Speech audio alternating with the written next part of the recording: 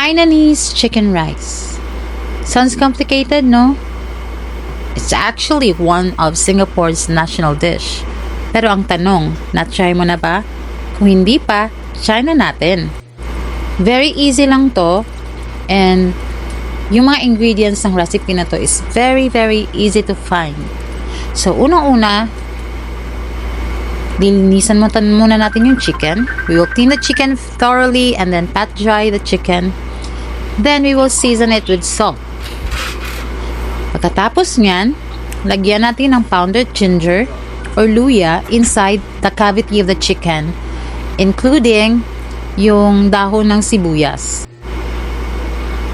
Diba? Madali lang naman hanapin yun. Set aside mo yan. Pagkatapos kumuha ka ng pot, lagay mo yung chicken as shown on the video. Yan. Maliit na lang to na pot. Ginamit ko na lang yung bagong bili ko na rice na pressure cooker para mas madali. And it's just enough for 1.5 kilo ng size of the chicken, and just fill it up with water until the chicken is fully covered, including the white onions na half, and then just a few slices of carrot. Cover it with a lid, and then put it on the stove and turn it on the normal. So yan, pag nag-start na siyang kumulo, just let it simmer for 30 to 45 minutes.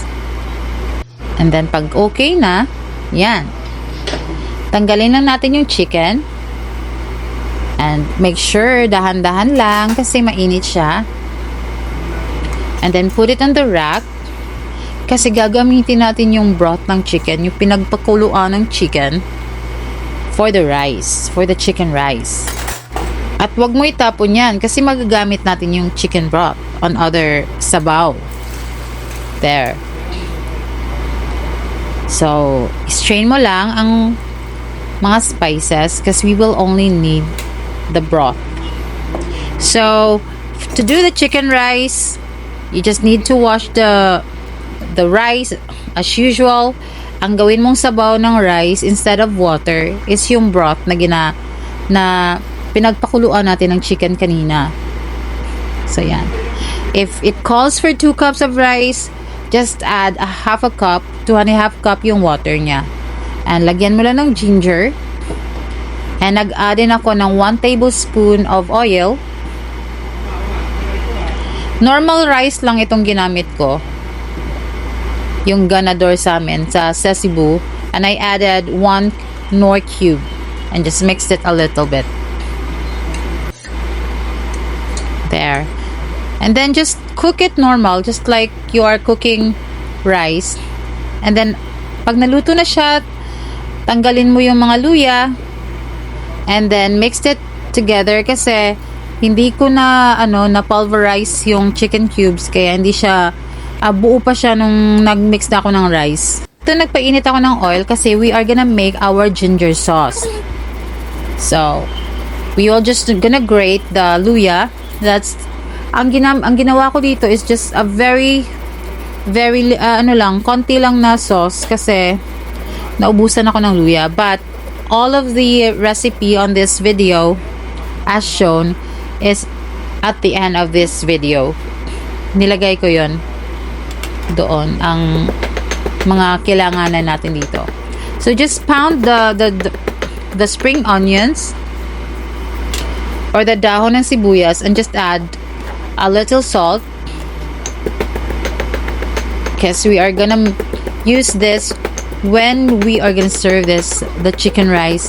This is very essential part of Hainanese chicken, kaya you cannot skip this part kasi if you're gonna skip it, you will not enjoy the authentic feels of Hainanese chicken that you can experience in Singapore or in China. So there, yung pinagpakulo ko ng mantika, you just put it, lagay mo lang siya sa minix mo na pounded ginger and onions, and you just mix it together.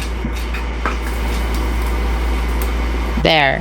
And then put it on the saucer. And just set it aside while we are preparing the chicken and the rice. So this is how you serve it. And then papakita ko lang yung yung paghiwa ko ng chicken.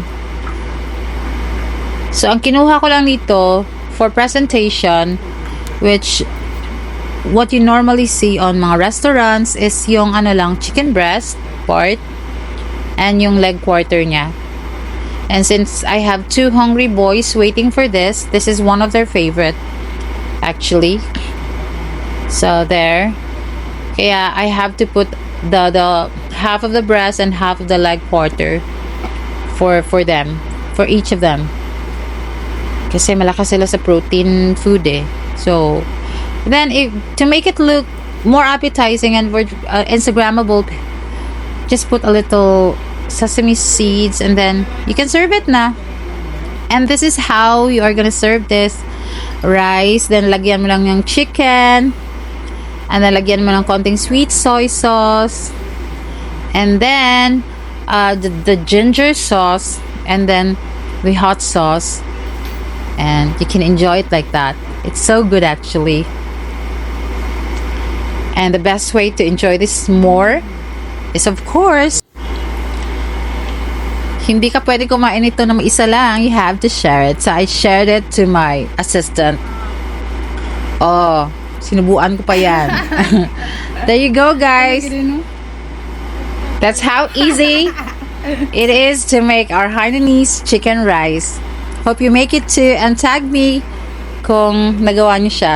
Thank you for watching. Bye!